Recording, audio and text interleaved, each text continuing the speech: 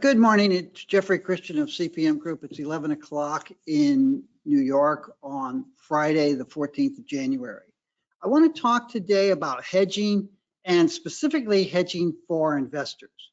We've had several people who have asked us to discuss hedging in these videos. You know, what is it and why do people do it? And the issue of hedging is not just limited to commercial entities, producers, miners, processors, users, financial intermediaries who have exposure to volatile commodity prices. It's also very useful for investors, and a lot of investors use it. So I wanted to talk about that today and what hedging is. We'll start a little bit about hedging. And I have to tell you, hedging is a very big topic. We won't be able to cover everything here. I want to focus on hedging for investors primarily, but I feel obligated to talk a little bit about hedging overall beforehand. So hopefully future videos will talk about hedging for commercial producers and consumers and users, fabricators of these metals and stuff like that. Now, everyone knows Warren Buffett famously wrote in his 2002 shareholder letter in early 2003 that derivatives were the financial weapons of mass destruction. And people who really don't know about finance love to repeat that. They overlook the fact, and they maybe just don't know it, that Berkshire Hathaway uses derivatives all of the time. We often say, and we've said it in numerous videos, that options, derivatives, are financial dynamite. You can build bridges and civilization and skyscrapers with them, or you can blow yourself and everybody around you up. Now, I actually have some family history about explosives. One of my ancestors was very useful to Napoleon in the Battle of Castiglione in blowing things up. Another ancestor actually fought with Garibaldi in the wars for Italian unity. My grandfather also was an explosive agent expert and worked on various sides during World War I before coming to America and applying his expertise for various people who needed things like quarries and foundations blown up. I actually have cufflinks that belong to my uncle, my grandfather. And I have a lot of experience. I grew up close to a coal desulfurization plant, and I was something of a chemical geek as a kid. So we would go under the fence and gather sulfur, gather charcoal, buy potassium nitrate at the drugstore, and blow things up.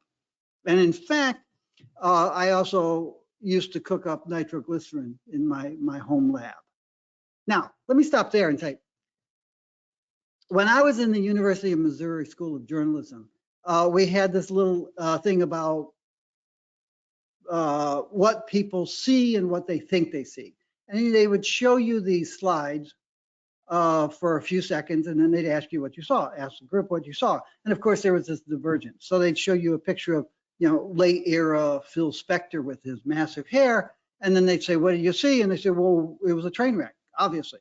And they would show this slide of a person dressed in Hasidic garb with a knife holding up a black man on a subway. And they'd show it for a few seconds. And this is, Columbia, Missouri. So I saw where this was coming. And then they'd say, what do you saw? And they'd say, well, we saw a black man assaulting an Amish person, because it was the middle of Missouri. So when you hear what somebody says, they're saying more about themselves than they are saying about the other person. And there are some wags who like to talk about my 2,000 milliliter Florence flask that I keep up here from my high school days. They're saying more, they call it a bong. And when they call it a bong, they're not really making fun of me. They're letting us know what kind of dope heads they were. So yeah, I have a lot of experience with explosive. I also have a lot of experience with hedging and options. I've been involved with hedging since 1980, which was before you had commodity options really available in the United States. There were a couple gold and silver options that had been grandfathered in. Options really came along after that. And frankly, I helped advise the government on structuring the laws allowing for commodity options in the mid 1980s. I also helped the various exchanges that existed at the time, the CBT, CME, IMM, NYMEX, and COMEX were all independent of each other back then. And they all had to make submissions to the CFTC that they wanted to trade commodity options. And I helped, my department helped draft those submissions. And we also wrote the playbook for Goldman Sachs, Jay Aaron. What are you going to do with commodity options? So I've been involved with hedging. I've helped mining companies hedge hundreds of millions of ounces of silver and millions of ounces of gold. I have a lot of experience there. I wrote a paper for the World Bank in 1998, 99, maybe, called Effective Commodity Price Risk Management. I was going to write a book on it for a publisher, but I set it aside because I realized I had half the book written on how to hedge and why to hedge and everything. But the second half was, how can things go wrong? Because hedging gets done poorly a lot of times. It's like dynamite. And some people just don't understand how to use dynamite effectively, and it ends disastrously. And the second half of that book should have been all of the disasters. We have notes. I had a file folder about this thick sitting on my desk, but I just never wrote the second half of that book. So we've been around options for a long time, and we understand what you can do and why you can do it. Now, the question as to why hedging is done is kind of surprising to me. Hedging is done to protect yourself from adverse price moves. And if you're a commercial entity, could be a miner, a smelter, a refiner, a semi-fabricator, a fabricator, or a financial intermediary, you have exposure to these commodities. And I've discussed this in the past because, clearly there's a tremendous amount of misinformation about this, but these guys are sitting on a lot of very expensive raw materials. And those prices vary day to day in a very unpredictable fashion.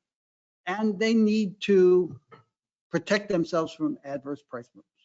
And in fact, insofar as they're borrowing money to run their business, a lot of their banks that lend them money say you really need to have a price protection program in place.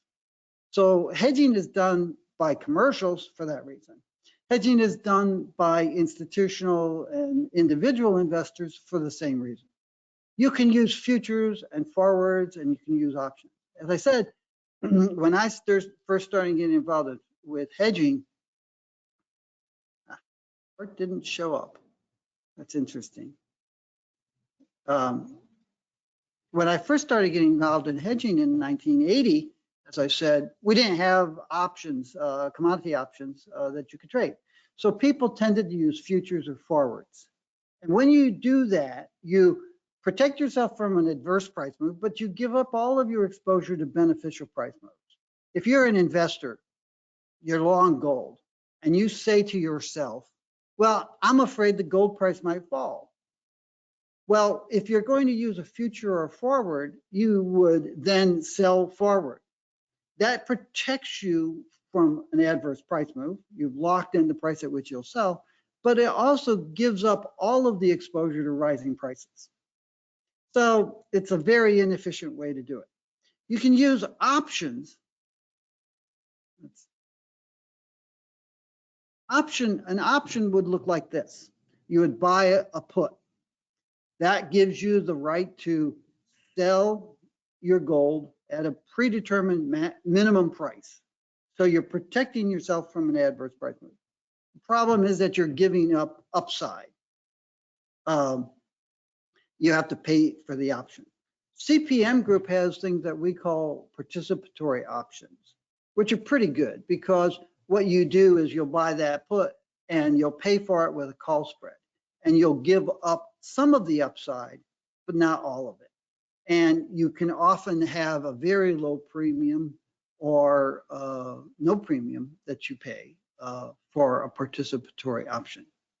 Banks and brokers don't like participatory options because what you're doing is you're taking away exposure to beneficial price developments from the bank, the financial intermediary that's selling that hedging service to the hedger, and you're giving that exposure to the hedger. So one of the criticisms that's misplaced about us is that we do a lot of work with banks. In fact, banks, generally speaking, don't like us because what we do is we take their profits and we give it back to their clients when their clients are also our clients. But a participatory option works that way. And you have to understand, really what you're doing there with it. Now, hedging for investors. I want to go through two experiences.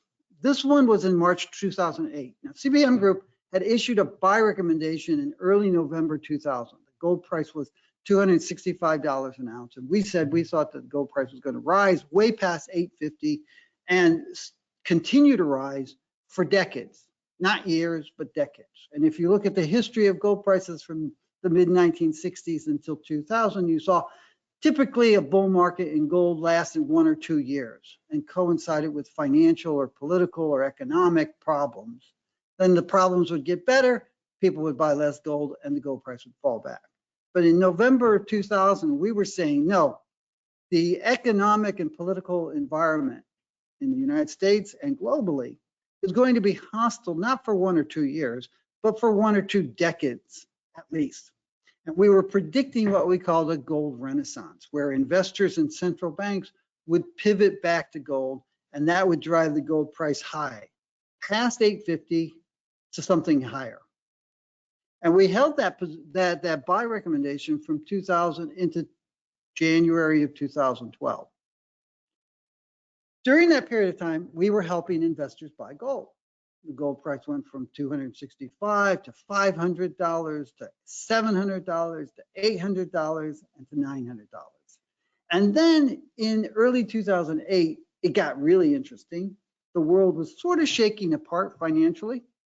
Bear Stearns basically became illiquid. And on March 17th, actually, I think it was probably Sunday, March 16th, the Fed announced and Treasury announced that they had engineered a rescue for Bear Stearns.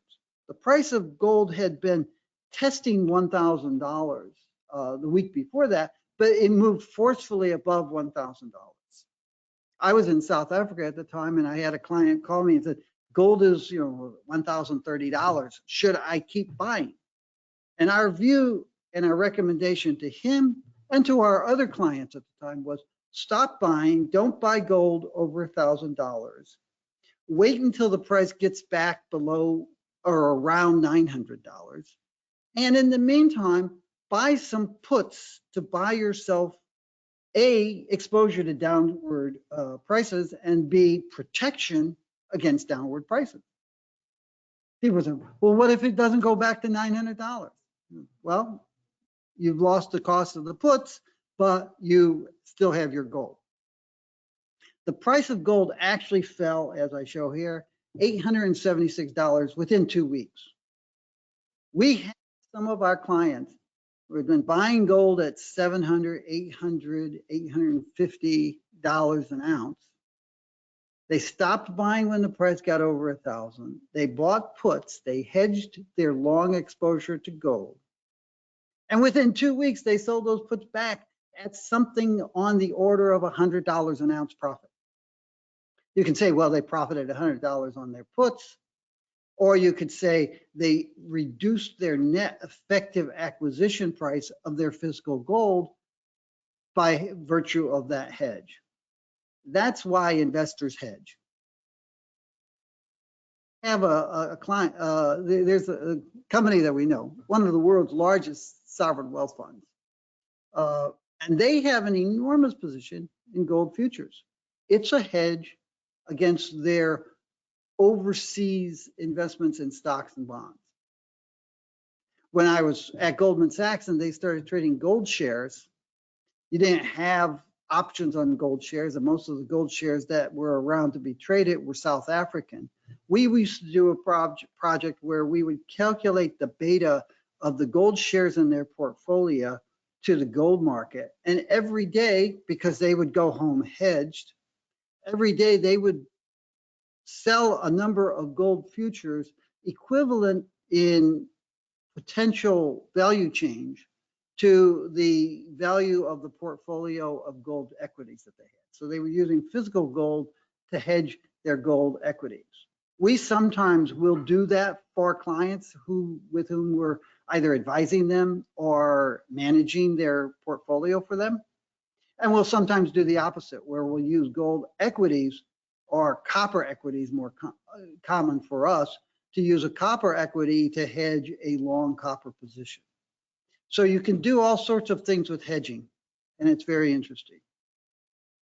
Now, in November 2020, gold had gotten up to 2,000 plus in August. It had come down. It was trading around 1885. We were helping various clients buy gold, and we were saying, this thing looks vulnerable. It's funny because in retrospect, I thought, hey, we were saying that we thought the price of gold could get down to 1760 or so. And I'm just looking at my notes from back then, we were. But in preparing this video yesterday, we came up with a video that we had done on November 20th, in which we said gold at 1885, 1860, 3 days later on November 20th when we did the video, looks vulnerable. It looks vulnerable to a drop down to 1780, 1740, maybe even as low as 1650. So what we did for our clients back then is we structured a put spread. Stay long the gold because November 2020, post-election time, things were kind of scary. We were in the pandemic. It's very interesting about that video. I'll tell you about it in a second. But what we did is we structured this put. We said, put spread. Buy a put at 1880 for June 2021. So you're giving yourself about 6 months for the price of gold to fall below 1880. Buy a put with an 1880 strike price. It's going to cost you $85. You can reduce the cost, the money that you're putting out, by selling a put with a $1,650 strike price. So you're betting that the price is going to fall, but it's not going to fall below 1650. You generate $16.80 by selling that 1650 put. So your net cost of putting that hedge in place is $68. And a lot of our clients say, hey, that's a little bit too expensive. In the end, as you can see here, the price of gold fell to about $16.80. So you would have spent $68 to protect your long gold physical position. And if you were really savvy, you could have generated $200 profit. But if you were less savvy, you could have generated $100 profit on that $68. That's how you hedge effectively as an investor. Now that video, here's a link to it. That video was interesting because we laid this out and we said the price of gold could fall, maybe as 1650. We don't think it's going to go below. It only went to like 1678. But we also talked about some of the risks that we were looking at in the world, including the Trump challenge of the election and how that could turn violent. So it was kind of prescient, and I know somebody told me last month that I should be investigated because I seem to have known what was coming on January 6th. So you can see that video, I think it's about 10 minutes long, and we run through this option strategy. 2 years ago, lots changed in the metals. You can also go to our website, and we have a page on our hedging services. And there's a presentation on our hedging services that you can download, a PDF. Acrobat PDF file. You can read more about that. Finally, you can buy our research, you can buy our consulting, you can hire us to either hedge for you or to tell you how to hedge yourself and walk you through it. As I said, the book I never wrote, one of the books I never written, has to do with all of the ways that hedging can go wrong. And maybe in a future video about how producers and consumers hedge, I have a whole stack, as I said, of information about how various mining companies got hedging wrong and lost money. I also have information about companies that got it right.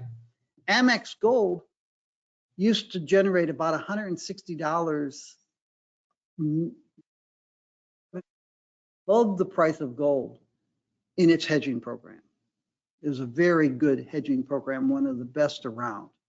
There's another company that people think lost billions of dollars on its hedging. It actually generated about $3 billion of profits on its hedging program, but subsequent management flushed it all down the toilet by mismanagement and not knowing what they were doing with options. You can blow your head off. Last Tuesday, I mentioned that our next open forum for clients would be on the 23rd of February. I want to move that to the 22nd of February because there's something else I want to do on the 23rd of February. You can buy our yearbooks. You can go to our website and learn all kinds of stuff about us. We're around. Have a good weekend, and we'll talk to you next week. Bye.